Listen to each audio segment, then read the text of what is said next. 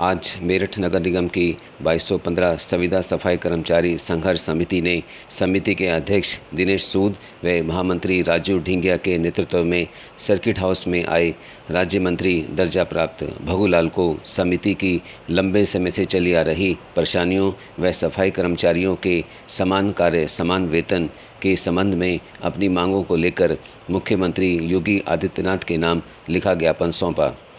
दिनेश सूद व राजू ढिंगिया ने कहा कि 2215 अति दलित वाल्मीकि समाज के सफाई कर्मचारी जो मेरठ नगर निगम में बोर्ड के प्रस्ताव के द्वारा सीधी सेवा में भर्ती किए गए थे और जिन्होंने लंबे समय तक मेरठ नगर निगम को अपनी सेवाएं दी, आज वही सफाई कर्मचारी ठेकेदारी की प्रथा में फंस चुके हैं। उन्होंने तत्कालीन प्रदेश सरकार के नगर विकास मंत्री आजम खां पर निशाना साधते हुए कहा कि साल 2015 में आजम खां ने एक अवैधानिक आदेश जारी कर 2215 सफाई कर्मचारियों की सीधी भर्ती को गैर कानूनी ठहराकर उनकी सेवाएं समाप्त करने का आदेश जारी कर दिया गया था। नगर निगम के कुछ अधिकारियों ने सफाई कर्मियों को सेवा समाप्ति का लिखित आदेश दिए बिना ही मौखिक आदेश से ही उनकी सेवाएं समाप्त मान ली और 2215 संविदा सफाई कर्मचारियों को अलखनंदा नामक फर्म की ठेकेदारी में डाल दिया गया। समिति के पदाधिकारियों ने नगर निगम पर आरोप लगाते हुए कहा कि वर्तमान में नगर निगम अधिकारियों की मिलीभगत से बिना लाइसेंस प्राप्त 2 अन्य फर्जी फर्में चलाई जा रही हैं।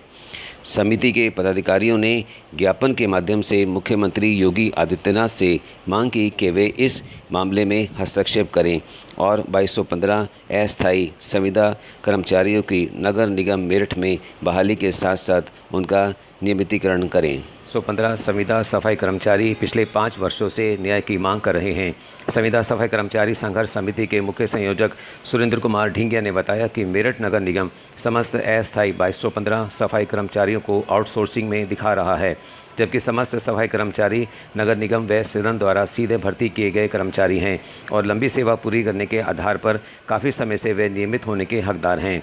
उन्होंने बताया कि साल 1979 में पहली बार स्थायी सफाई कर्मचारी बड़ी संख्या में सेवानिवृत्त हुए थे। उस समय नगर निगम मेरठ के प्रथम महापौर श्री अरुण कुमार जैन एवं उत्तर प्रदेशीय सफाई मजदूर संघ शाखा ने नगर निगम मेरठ से मांग की कि जो सफाई कर्मचारी सेवानिवृत्त हुए हैं उनके रिक्त पदों पर कार्य कराए जाने के लिए एवजीदार लगाकर कार्य कराया जाए। सफाई कार्य की महत्ता को दृष्टिगत रखते हुए महापौर श्री अरुण कुमार जैन की अध्यक्षता में समझौता हुआ कि सफाई कर्मचारियों के सेवानिवृत्त होने पर सफाई कार्य प्रभावित न हो। इसके लिए बेरोजगार सफाई कर्मचारियों को एवजीदार के पद पर भर्ती की जाती रहेगी, लेकिन नगर निगम ने दिनांक 29 अप्रैल 2015 के बाद सफाई कर्मचारियों को उनकी सेवाएं समाप्त करते हुए अलकनंदा नामक फर्म को ठेका दे दिया गया। इसके लिए न तो सेवा समाप्त किए जाने की सूचना और न ही अलकनंदा नामक फर्म को ठेका दिए जाने की सूचना सफाई कर्मचारियों को दी गई।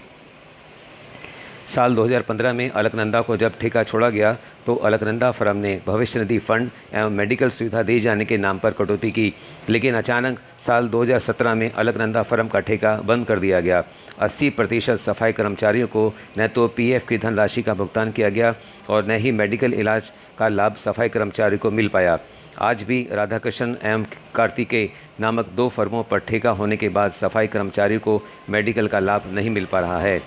उन्होंने कहा कि आज 2215 संविदा सफाई संघर्ष समिति ठेका समाप्त किए जाने की मांग करती है। ठेका समाप्त कर संविदा बहाल की जाए। प्रदेश के अन्य निकायों की भांति 2215 सफाई कर्मचारियों को भी वही वेतन भुगतान किया जाए जो अन्य स्थानीय निकायों में किया जा रहा है। आइए सुनते हैं संविदा सफाई कर्मचारी संघर्ष समिति के मुख्य संयोजक सुरेंद्र कुमार ढिंगिया की उन्हीं की जुबानी। नगर निगम मेरठ में 2215 संविदा सफाई कर्मचारी, एवजीदार सफाई कर्मचारी और 5 दैनिक वेतन भोगी सफाई कर्मचारी, 3 कैटेगरी के सफाई कर्मचारी हैं जिनका आर्थिक और मानसिक शोषण किया जा रहा है। इन 2215 सफाई कर्मचारियों के साथ इनका परिवार भी जुड़ा हुआ है। उन परिवारों का फ्यूचर भी इन रोजगारों से जुड़ा हुआ था, परंतु नगर निगम मेरठ ने 29 अप्रैल 2015 को शासन का एक आदेश आया, जिस शासन आदेश में ना तो कहीं आउटसोर्सिंग में किए जाने का उल्लेख था, ना इनकी सेवा समाप्त किए जाने का था। उसके बावजूद भी नगर निगम मेरठ के प्रशासन ने हठधर्मिता से, गैर कानूनी ढंग से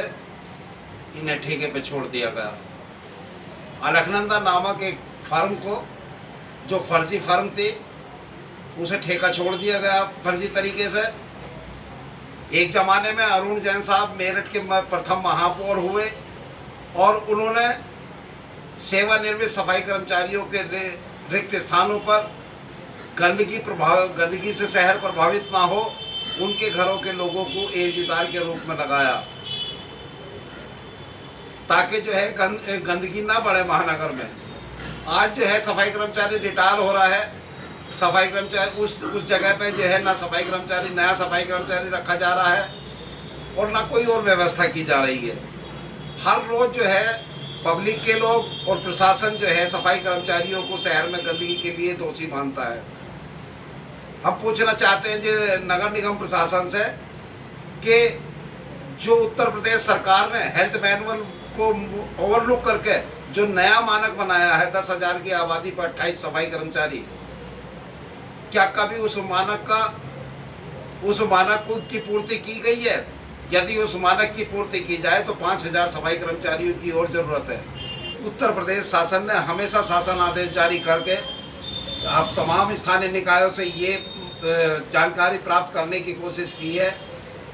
कि नगर निगम में कितने रिक्त स्थान है,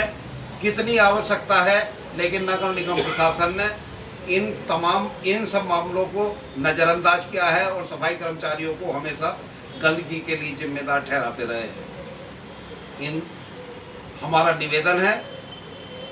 कि जो 2215 आज सफाई कर्मचारी हैं, जिनमें 5 दैनिक वेतनभोगी सफाई कर्मचारी हैं, उनका समायोजन किया जाए शासन आदेश अनुसार, और जो सर्जित रिक्त पदों के अगेंस्ट 1210 एवजीदार काम का कार्य कर रहे हैं, उनकी स्थायी नियुक्ति की जाए, और जो 1000 संविदा सफाई कर्मचारी जो बोर्ड के थ्रू रखे गए हैं, उनको भी प्रदेश के अन्य स्थानीय निकायों की तरह उस आधार पर जो है इन तमाम सफाई कर्मचारियों के वेतन में